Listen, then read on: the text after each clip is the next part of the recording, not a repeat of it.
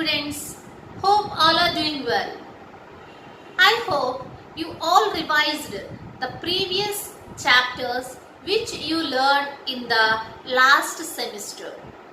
Today we are going to start third semester. In the third semester you have 5 papers.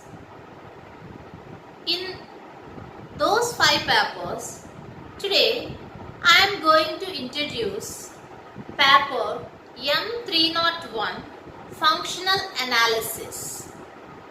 In the functional analysis, you have 4 units. Those are Banach spaces. Of course, in the Banach spaces divided into 3 units. In the first unit, you are going to learn Banach spaces and the definitions. In the second unit, you are going to learn Hilbert spaces followed by some definitions. In unit 3, you are going to learn conjugate spaces. In unit 4, you are going to learn finite dimension spectral theorem.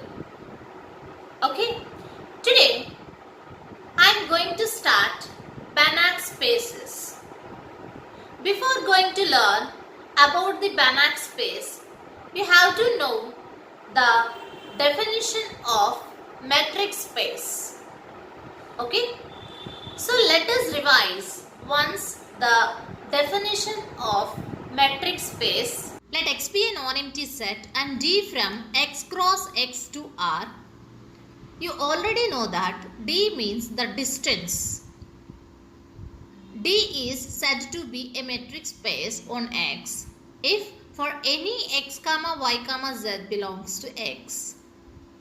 First one, distance of x and y should greater than or equal to 0 and distance of x and y should equal to 0 if and only if x is equal to y. Second one, the distance between x and y is equal to distance between y and x. Third one, distance of x comma y less than or equal to distance of x comma z plus distance of z comma y. If D is metric on X, then X comma D is called a metric space.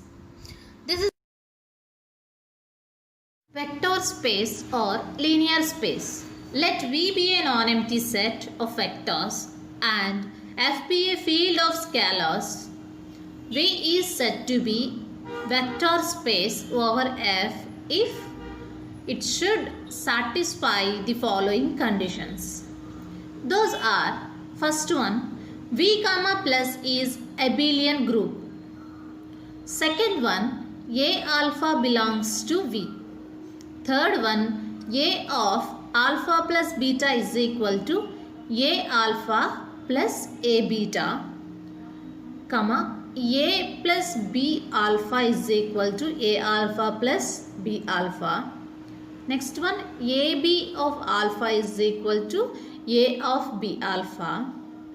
After that, 1 into alpha is equal to alpha, where alpha comma beta belongs to V and A comma B belongs to F. Normal linear space.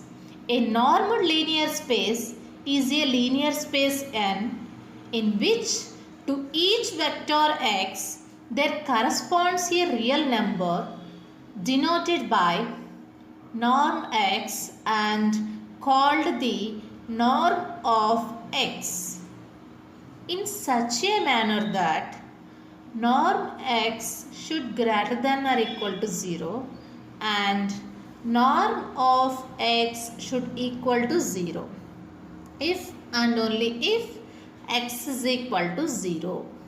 Second one, norm of x plus y less than or equal to norm of x plus norm of y. Third one, norm of alpha x is equal to norm of alpha into norm of x. The non-negative real number norm of x is to be thought of as the length of the vector x. If we regard norm of x as a real function defined on n, this function is called the norm on n.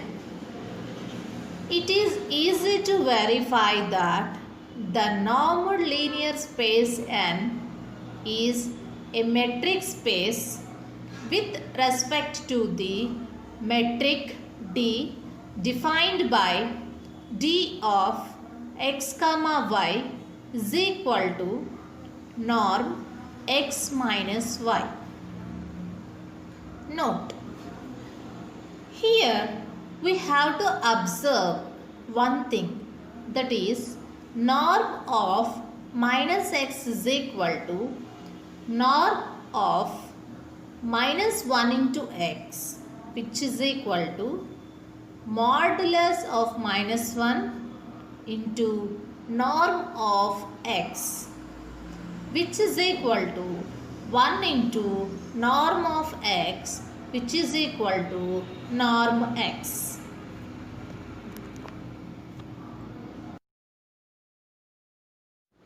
Dear students, in the earlier classes, we already learned the definition of Cauchy's sequence.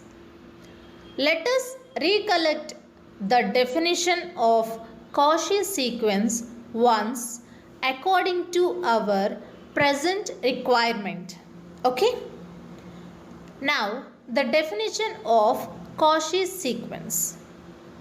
A sequence xn in a normal linear space n is a Cauchy sequence if and only if for each epsilon greater than 0 there exists a positive integer k such that norm of xn minus xm less than epsilon for all n comma m greater than or equal to k. After that, complete normal linear space. A normal linear space n is complete if and only if every Cauchy sequence in n converges in n. Okay. Now, let us discuss the definition of Banach space. A complete normal space is known as a Banach space.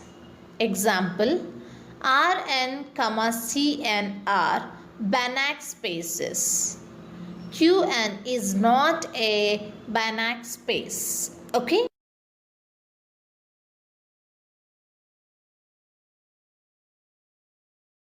Next definition.